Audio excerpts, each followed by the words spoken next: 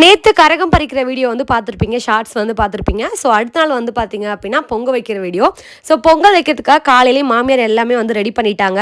பொங்கல் வைக்கிறதுக்கு அரிசி, அந்த பருப்பு, அப்புறம் வந்து வெல்லம் எல்லாம் கூட ரெடி பண்ணி வச்சுட்டாங்க.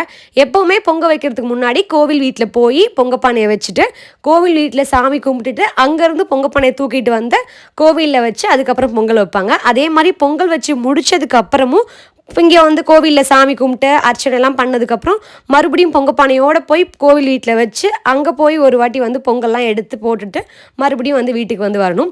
ஸோ எது ஸ்டார்ட் பண்ணுறதுக்கு முன்னாடியும் பின்னாடியும் கோவில் வீட்டுக்கு போயிட்டு தான் வந்து அதுக்கப்புறம் வந்து நம்ம வந்து சாமி கும்பிட வந்து ஸ்டார்ட் பண்ணுவோம். அது வந்து எங்கள் ஊரில் ஒரு வழக்கம். அண்ட் இதோட ஃபுல் வீடியோ பார்க்கணும் அப்படின்னா நான் வந்து ப்ளே கார்டில் வந்து லிங்க் கொடுக்குறேன், செக் பண்ணி பாருங்கள்.